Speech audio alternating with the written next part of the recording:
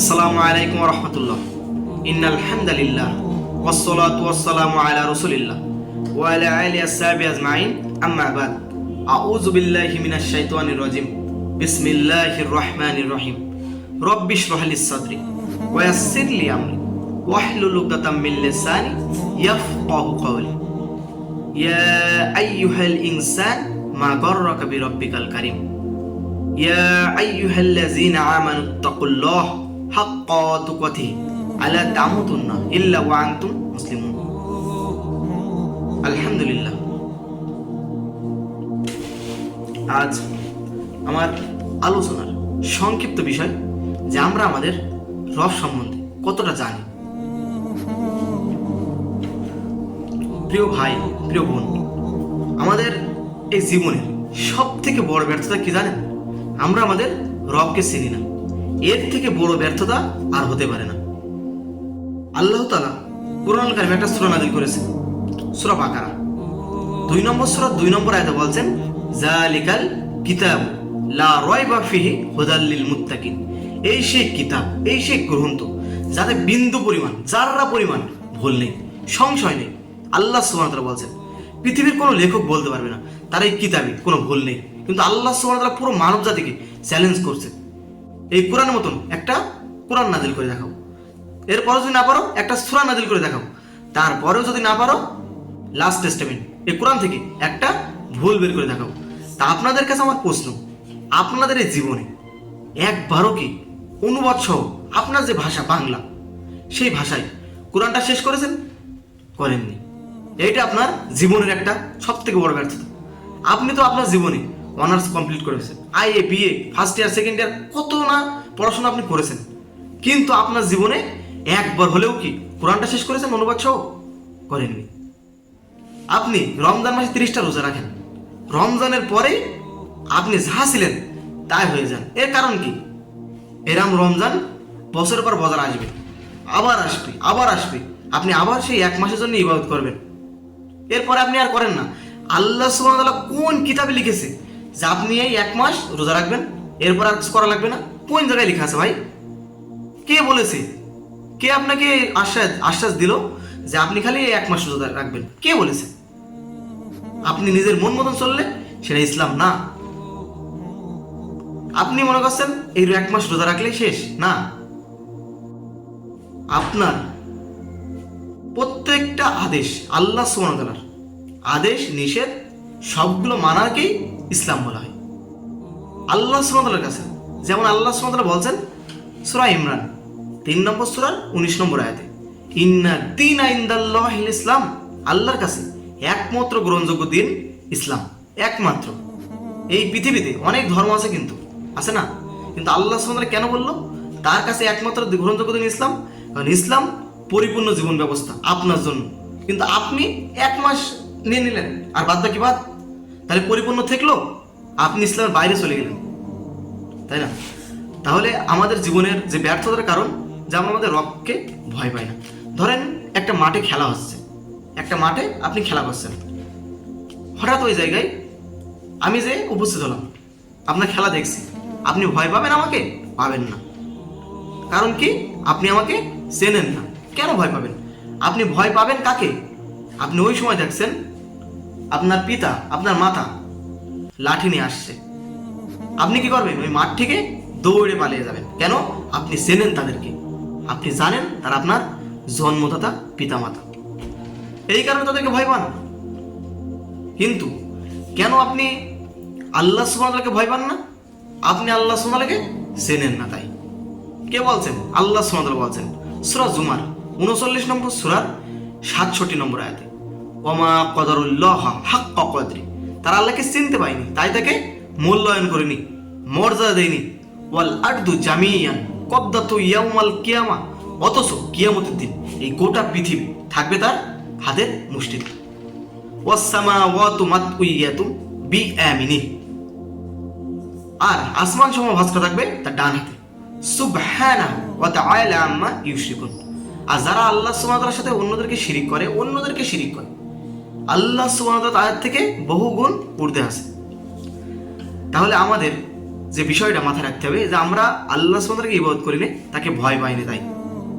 অথচ আল্লাহ সুবহানাহু ওয়া তাআলা বলছেন সূরা ইমরান 102 নম্বর আয়াতে, ইয়া আইয়ুহাল্লাযীনা আমানু ইত্তাকুল্লাহ হাক্কা তুকাতিহি আলা তামুতুন্না ইল্লা ওয়া আনতুম মুসলিমুন। আল্লাহ সুবহানাহু ওয়া তাআলা বলছেন, হে ঈমানদারগণ, হে বিশ্বাসীগণ, তোমরা আল্লাহকে ভয় করো, ভয় করো, করার মতন ভয়। আর তোমরা প্রকৃত মুসলিম না হয়ে মৃত্যুবরণ করো না। তাহলে আল্লাহ সুবহানাহু ওয়া তাআলা বলছেন কি, হে ঈমানদারগণ, আল্লাহকে ভয় করো, করার মতন ভয়। আপনি কি ভয় করার মতন ভয় করেন? করেন না। যদি আপনি আল্লাহকে ভয় করতেন, আপনি ফজরের নামাজের সময় ঘুম থেকে উঠে মসজিদে যেতেন, আপনি কখনো খেতা গায়ে দিয়ে, কম্বল গায়ে দিয়ে ঘুমাতেন না। আমি সেই সকল মাদেরকে বলতে চাই, কোন সকল মাদেরকে? যে সকল মায়েরা সন্তানরা ফজরের নামাজ না পড়ে ঘুমায়, আপনারা কি করেন? খেতা গাঁততে সরে গেলে আর গায়ে খেতা টেনে দেন। আমি সেই সকল মাদেরকে বলতে চাই, আপনারা আপনাদের সন্তানদেরকে সত্যিকার অর্থে ভালোবাসেন না। ভালোবাসেন? বাসেন না। আপনি মিলায় নেন। আপনার ওই ঘরে যদি কারেন্ট ধরে যায়, কারেন্ট ধরে, আগুন ধরে যায়, আপনি কি করবেন? আপনার সন্তানকে এক সাইডে পাঠিয়ে দেবেন, তাকে রক্ষা করবেন, বাঁচাবেন। আপনি এই দুনিয়ার আগুন থেকে, দুনিয়ার কারেন্টের শর্ট খাওয়া থেকে বাঁচাচ্ছেন, অথচ জাহান্নামের আগুন থেকে বাঁচাচ্ছেন না। তাহলে আপনি কি আপনার সন্তানকে পরিপূর্ণভাবে ভালোবাসেন? বাসেন না। সমাজের এ একটা প্রথা। কি প্রথা? তুমি বড় হও, নিজের পায়ে দাঁড়াও, অমুক এই করেছে, অমুক ওই করেছে, তুমি কি করলে জীবনে? বলে না? বলে। তাহলে কি থেকে ভুলিয়ে রাখলো আপনাকে? কোন কি মানে কোন জিনিসটা ভুলিয়ে রাখলো? আপনি নিজেই বলুন। এই সমাজ, সমাজের মানুষ কতক্ষণ ভুলিয়ে থাকবেন? আপনি কতক্ষণ নিজেকে এই বিষয়ে প্রস্তুত রাখবেন? আর কতক্ষণ বা এইগুলো থেকে জান্নাত, জাহান্নাম, আখিরাত, পরকাল, আল্লাহ সুবহানাহু ওয়া তাআলাকে, রাসূলগণকে, সমস্ত ইসলামের বিধিবিধানগুলোকে ভুলে থাকবেন? আল্লাহ সুবহানাহু ওয়া তাআলা বলছেন সূরা তাকাসসুর 1 নম্বর আয়াতে, আলহাকুমুত তাকাসসুর, এই প্রাচুর্যের প্রতিযোগিতা, প্রাচুর্যের প্রতিযোগিতা তোমাদেরকে ভুলিয়ে রেখেছে আল্লাহ সুবহানাহু ওয়া তাআলা। কতক্ষণ ভুলে থাকবে? হাত্তা যুরতুমুল মাকাবির, যতক্ষণ না তোমরা কবরের সাথে সাক্ষাৎ করবে। আপনি যেই কবরের সাথে সাক্ষাৎ করবেন, আপনি মিলিয়ে নেন, আপনি যখন মারা যাবেন, আপনার পরিবারের লোক কি করবে জানেন? আপনাকে যত দ্রুত সম্ভব বিদায় দেওয়ার জন্য কবর করবে, জানাজার ব্যবস্থা করবে, খাটিয়ে আনবে, আপনার গায়ে সাদা এক টুকরা কাপড়ের কাপড় পরাবে। আপনার পরিবার যারা কখনো আপনাকে এই মৃত্যুর কথা স্মরণ করায়নি, সবসময় বলতো অমুকই করেছে, অমুকই করেছে, তুমি কি করলে জীবনে? বর্তমান সময় আমরা সফলতা বলতে মনে করি সুন্দরী নারী, দামি গাড়ি, বিলাসবহুল বাড়ি, তাই না? কিন্তু আল্লাহ সুবহানাহু ওয়া তাআলা বলছেন কুল্লু নাফসিন যায়িকাতুল মাউত, প্রত্যেকটা নফস, প্রত্যেকটা জীবন মৃত্যু স্বাদ গ্রহণ করবে। কোথায় বলছে? সূরা ইমরান 3 নম্বর সূরার 185 নম্বর আয়াতে। প্রত্যেকটা জীবন, প্রত্যেকটা নফস মৃত্যু স্বাদ গ্রহণ করবে। ওয়া ইন্নামা তুওয়াফাউনা উজুরাকুম ইয়াউমাল কিয়ামা, আর কিয়ামতের দিন তোমাদের রবের সামনে দাঁড়িয়ে পরিপূর্ণ হিসাব দিতে হবে। তোমাদের মধ্যে সফল কামকে আল্লাহ সুবহানাহু ওয়া তাআলা দেখবেন? কার গায়ের রং কালো, কে ফর্সা, কে ভেটে, কেউ বাটুল, দেখবে? দেখবেন। আল্লাহ সুবহানাহু ওয়া তাআলা কি দেখবেন? কোথায় বলছেন? সূরা হুজুরাত 49 নম্বর আয়াতে, 49 নম্বর সূরার 13 নম্বর আয়াতে, ইয়া আইয়ুহান নাস ইন্না খলাকনাকুম মির যাকারিয়া উনসা ওয়া জাআলনাকুম শুবাও ওয়া ক্বাবাইলা লিতাআরাফু ইন্না আকরামাকুম ইনদাল্লাহি আতকাকুম ইন্নাল্লাহা আলিমুল খবীর। আল্লাহ সুবহানাহু ওয়া তাআলা বলছেন, হে মানব জাতি, কি বলছেন? ইয়া আইয়ুহান নাস, হে মানব জাতি, তোমাদেরকে আমি সৃষ্টি করেছি একজন নারী, একজন পুরুষ হইতে, আর বিভক্ত করেছি বিভিন্ন জাতি, বিভিন্ন গোত্রে। আল্লাহ সুবহানাহু ওয়া তাআলা দেখবেন না কার গায়ের রং কালো, কে ফর্সা, কে বাটু। আল্লাহ সুবহানাহু ওয়া তাআলা কি দেখবেন? কে আল্লাহকে সর্বাধিক ভয় করে, সে আল্লাহর কাছে উত্তম। তাহলে সফল কামকে ফামান যুহজিহানিন নার ওয়া উদখিলাল জান্নাতা ফাকাদ ফাজ, যাকে জাহান্নামের আগুন থেকে দূরে রাখা হবে, জান্নাতে প্রবেশ করানো হবে, সেই সফল কাম ওয়ামাল হায়াতুদ দুনিয়া ইল্লা মাতাউল গুরুর। আর এই পার্থিব জীবন, যে জীবনের জন্য আপনি আল্লাহকে ভুলে আছেন, এই জীবনটা ধোঁকা ছাড়া কিছুই নয়, আপনার রব বলছে। এরপরেও কি আপনি আপনার রব থেকে ভুলে থাকবেন? তাই চলুন আমাদের রব যে সত্যি, এর কিছু উদাহরণ আপনাদের সামনে পেশ করি। প্রথমে বলে নিই, আমরা কতটা বোকা। যে আমাদের সৃষ্টিকর্তা, আমরা তার পরিচয় জানি না, তাকে চিনি না। এটা আমাদের জীবনের সব থেকে বড় ব্যর্থতা। আপনার মাথায় কি এতটুকু ঢুকছে না, এই কোরআন আজ থেকে 1450 বছর আগে যা বলেছে, এখন সেগুলো বাস্তবায়ন হচ্ছে। এই কোরআন যদি মিথ্যা হতো, আজ থেকে 1450 বছর আগে এই কোরআন মিথ্যা হয়ে যেত। কিভাবে? আল্লাহ সুবহানাহু ওয়া তাআলা কোরআনে একটা সূরা নাযিল করেছে, সূরা লাহাব। তাব্বাত ইয়াদা আবি লাহাবি ওয়া তাব। ধ্বংস হোক আবু লাহাব, ধ্বংস হোক তার দোহা। সে জাহান্নামের অধিবাসী হবে। কে? আবু লাহাব। সে জীবিত থাকা অবস্থায় 10 বছর আগে এই আয়াতটা, এই সূরাটা নাজিল হয়েছে।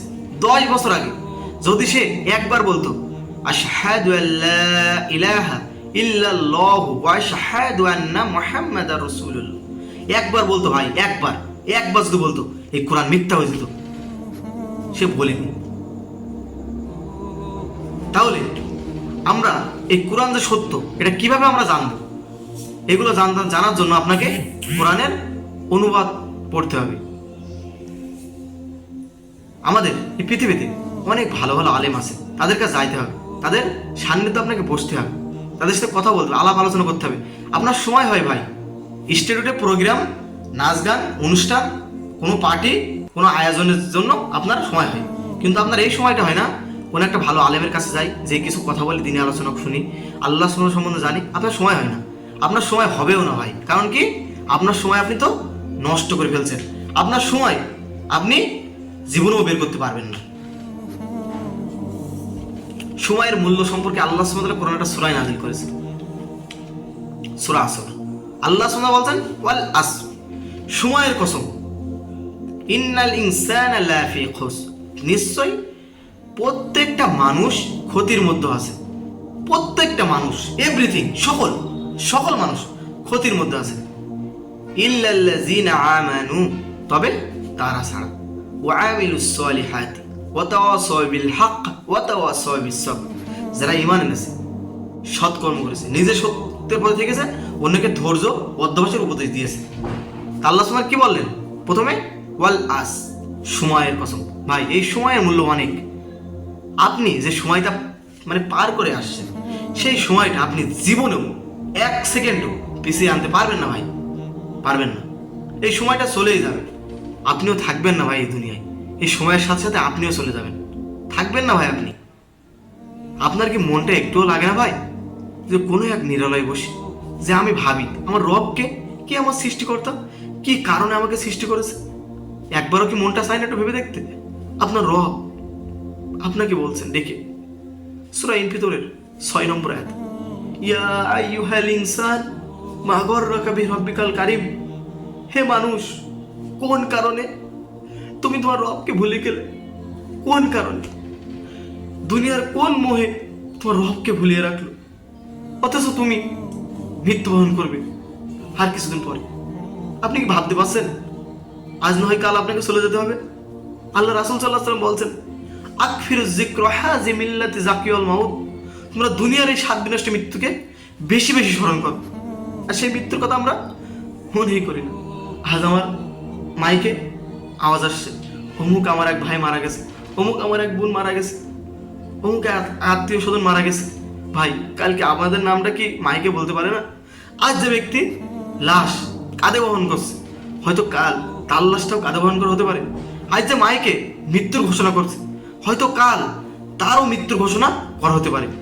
কারণ এর নামে মৃত্যু, আর এই মৃত্যু থেকে আমরা কেউ রেহাই পাবো না ভাই, কেউ রেহাই পাবো না। সকলকে চলে যেতে হবে সেই খবরে। আল্লাহ সুবহানাহু ওয়া তাআলা বলেন সূরা জুমা 62 নম্বর সূরা 8 নম্বর আয়াতে, কুল ইন্নাল মাউতাল্লাযী তাফিরুনা মিনহু ফাইন্নাহু মুলাকীকুম, তোমরা যে মৃত্যু থেকে পলায়ন করছো, অবশ্যই সেই মৃত্যু তোমার সাথে সাক্ষাৎ করবেই।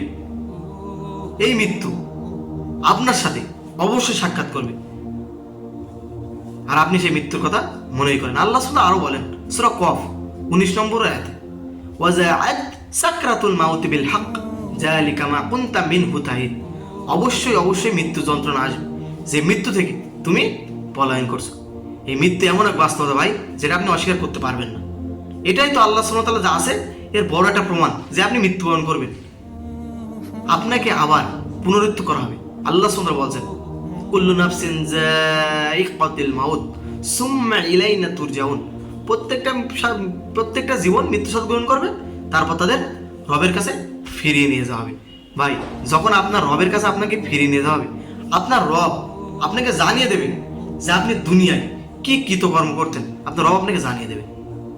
আল্লাহ সুবহানাহু ওয়া তাআলা বলছেন সূরা বনী ইসরাঈল 17 নম্বর সূরার 14 নম্বর আয়াতে, ইকরা কিতাবাকা কাফা বিনাফসিকাল ইয়াউমা আলাইকা হাসিবা। পাঠ করো তোমার আমলনামা। কার আমলনামা ভাই? পাঠ করো তোমার আমলনামা। আপনাকে কি বলা হবে পাঠ করো আপনার বাবার আমলনামা, আপনার মায়ের আমলনামা? না, কি বলা হবে? পাঠ করো তোমার আমলনামা। আর আজ তোমার হিসাব নিকাশ করার জন্য তুমি যথেষ্ট। তাহলে আপনার হিসেব ভাই আপনাকে দিতে হবে। আপনার হিসাব কে দেবে? আপনি নিজে দেবেন। আপনার হিসাব কেউ দেবে না ভাই, কেউ দেবে না। আপনার হিসাব আপনাকে নিজে দিতে হবে। আল্লাহ সুবহানাহু ওয়া তাআলা বলছেন সূরা হাক্কার 25 নম্বর আয়াতে, সেদিন যখন অপরাধীদের বাম হাতে, কোন হাতে? বাম হাতে আমলনামা দেওয়া হবে, তারা কি বলবে জানেন? এটা কেমন আমলনামা? আমার একটা ছোট গুনাহ বাদ যায়নি, একটা বড় গুনাহ বাদ যায়নি। হায় আফসোস, মৃত্যু যদি আমার শেষ হয়ে যেত, আমি যদি নাই জানতাম হিসাব হবে, কি করলাম জীবনে আমরা, তাই না? পরিবারের জন্য আল্লাহর ইবাদত করার সময় পাই না, ঠিক? পরিবারের জন্য আল্লাহর ইবাদত করার সময় পাই না। থাকবে ভাই আপনার পরিবার, থাকবেন না আপনি। তাই যে জায়গায় আপনাকে যেতে হবে সেই জায়গার জন্য আমল করতে হবে। অবশ্যই অবশ্যই আপনার পরিবারকে আপনাকে দেখাশোনা করতে হবে। তারপরেও আপনার রবের ইবাদত আগে। কারণ আল্লাহ সুবহানাহু ওয়া তাআলা আপনাকে যদি সৃষ্টি নাই করতো, তাহলে কোথায় পাইতেন আপনার এই পরিবার, আপনার এই আত্মীয় স্বজন? কোথায় পাইতেন? তাই যে রব আপনাকে সৃষ্টি করেছে সে রবের ইবাদতটা আগে। আপনি সময় পাবেন না, সেদিন আপনি বলবেন মা আগনা আন্নি মালিয়া। আপনার যে সম্পদ, যার জন্য আপনি বড়াই করেন, কে বড়াই? ক্ষমতার বড়াই করেন, দাপট দেখান, আপনার সম্পদের অহংকার করেন, থাকবে না ভাই আপনার এই সম্পদ, থাকবে না।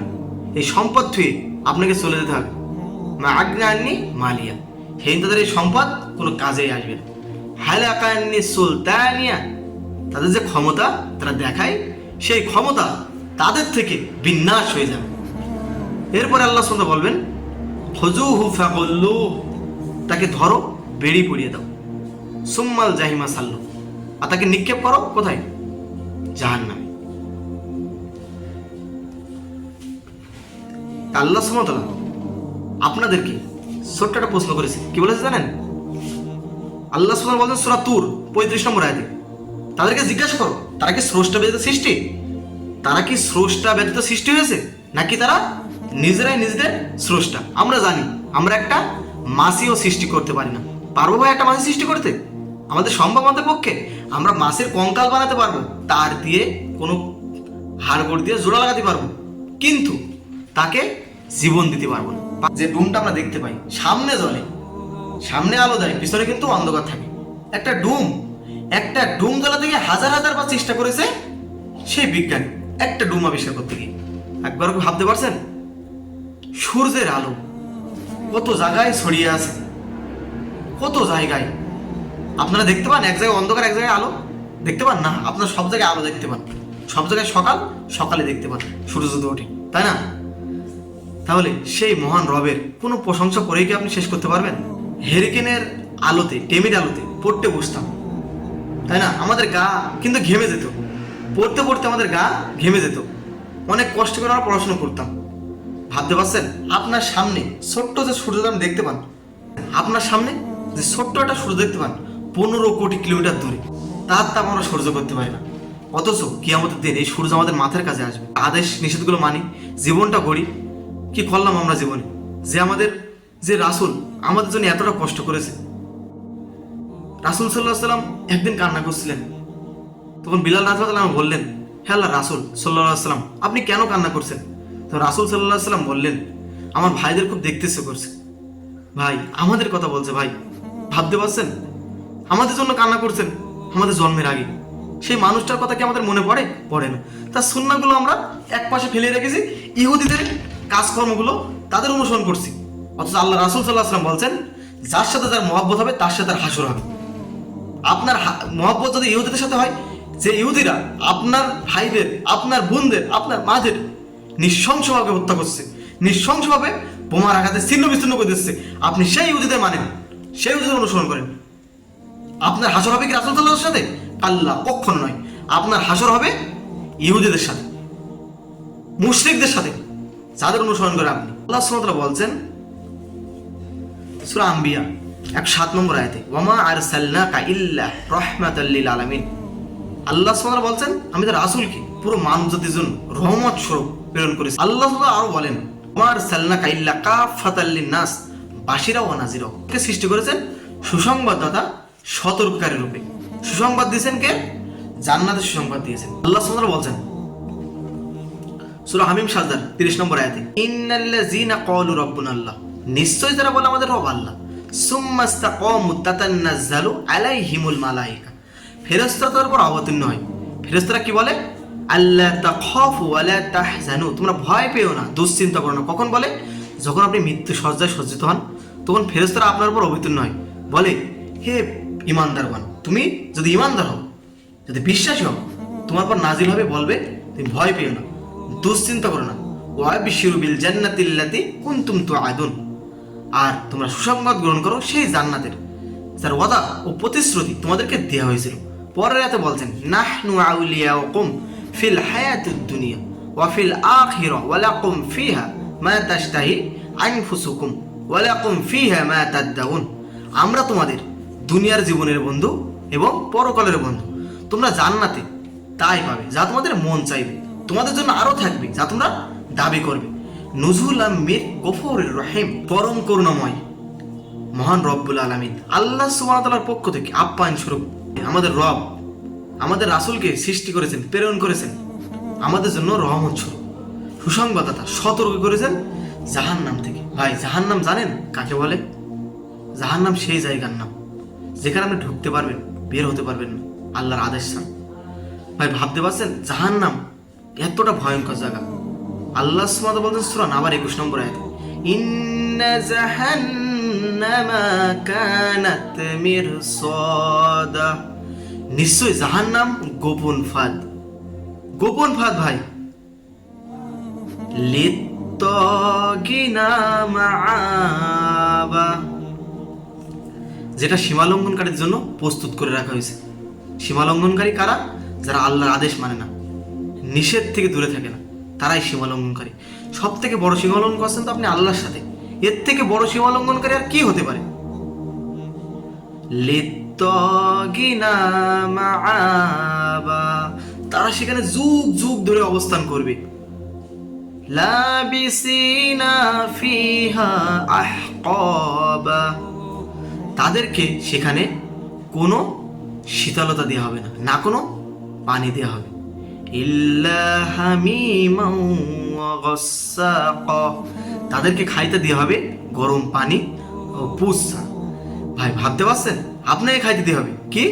রক্ত, পুষ, বমি, গ্যাসলিন, জাক্কুন, কাঁটাযুক্ত, দুর্গন্ধযুক্ত খাবার আপনাকে দেওয়া হবে।